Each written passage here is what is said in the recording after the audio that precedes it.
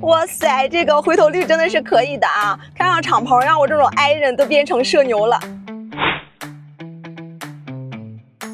Hello， 大家，前几天刚参加了名爵 Cyberster 2026款的新车发布会。那今天呢，咱们就是说试驾直接安排上了。在发布会的现场，这台车的一个围观度是特别的高的。其实我觉得敞篷车代表了一种激情和浪漫并存的生活方式。不过呢，在咱们国内市场的话是非常小众的。如果呢，我们想要拥有一台敞篷跑车，就意味着我们要付出高昂的使用成本。但是当 Cyberster 出现之后呢，这个情况就发生了改变。我们终于可以用一个普通的价格买到一台咱们中国人自己产的新能源跑车。这台车的起售价格是31.98万，我个人认为的话，价格还是很香的。Cyberster 26款它是全球首款双蒙软棚的电动跑车。那这一台车呢，在车身尺寸方面也是严格遵守了一台双门双座的车身去打造的，长宽高分别为4535毫米、1913毫米、1329毫米，轴距为2690毫米。坐进这台车之后你会发现战斗资格还是非常的强烈，所有的屏幕、所有的按键都是偏向于主驾驶这边的。那它的这个3个连屏呢，是有一种折叠的风格，所有的车身信息都可以清晰的看得到。那它中控换挡的这个设计结构的话，也是非常的有意思的，就像是开着一台战斗机一样。整台车的这种座舱用料的话，全部都是这种皮革的包裹，非常的细腻。你看它这些拼缝的位置也是相当好的，储物格呢，我觉得也是相当的丰富，包括它也是增大了后备箱的空间，整体的空间利用率来说是相当不错的。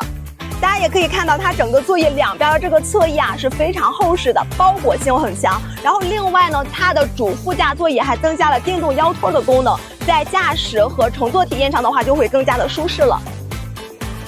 关上这个棚大家可以看到头部的空间依然还是非常的充足。那作为一台只有1.3米高度的一个跑车，这个还是让我很惊喜的。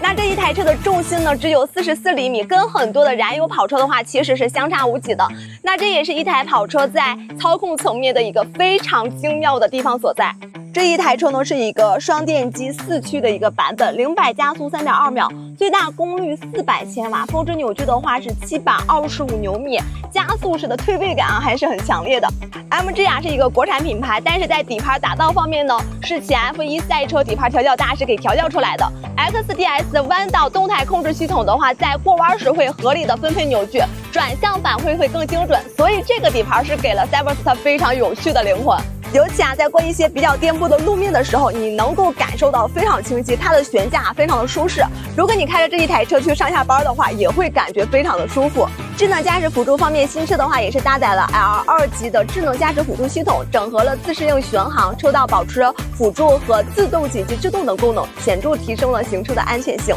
还有一点特别厉害的地方，就是你看它是在这个50公里每小时的这个时速的情况下，还是可以自由打开或者是关闭这个顶棚的。那我现在的时速的话是在45公里每小时大家可以看一下，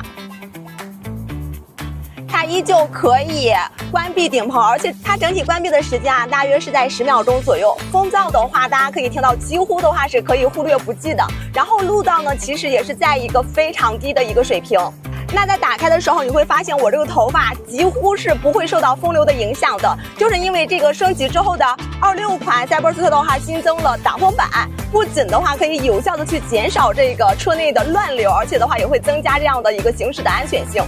如果你打算购买一辆跑车，想要获得独特的情绪价值，开着车带着姑娘去兜风，享受那种花钱买不来的浪漫的感觉，名爵 Cyberster 为你量身定制，一定要来亲自试驾感受一下。